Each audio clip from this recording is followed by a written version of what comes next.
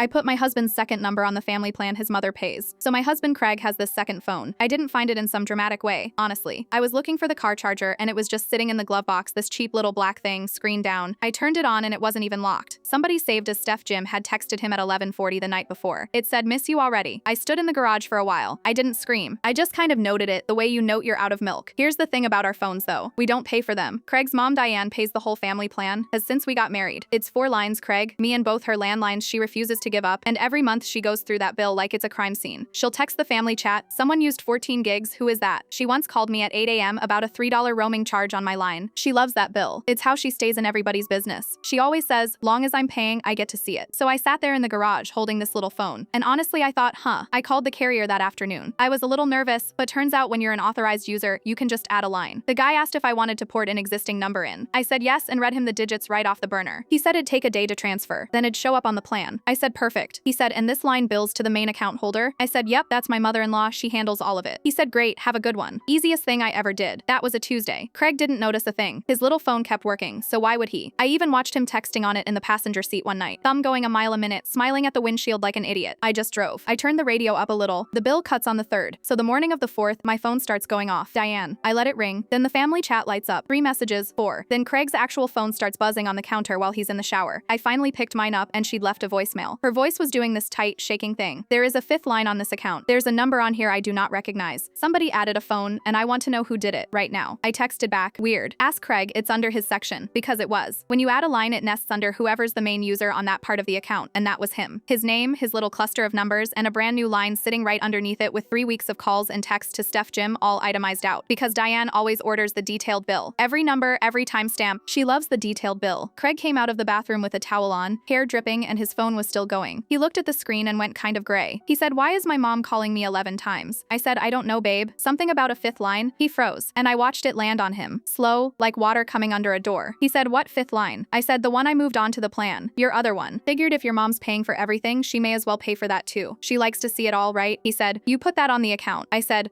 "You're welcome. That thing was gonna run you $30 a month on its own." His phone rang again. Diane. He didn't answer. He just stood there in his towel, dripping on the kitchen floor, while it rang, and then mine started up again, and I set it face down and went to pour my coffee. He said, please don't do this." I said, "I didn't do anything. I added a number. You added everything else." He said she was gonna call his aunts. Said his whole family sees that bill, his uncle, his grandma, everybody on that group chat. He said, "You know how she is. She'll never let this go." I said, "Yeah, long as she's paying, she gets to see it." Your words. He's slept in the office 3 nights now. His mom still calls him every morning. Not me.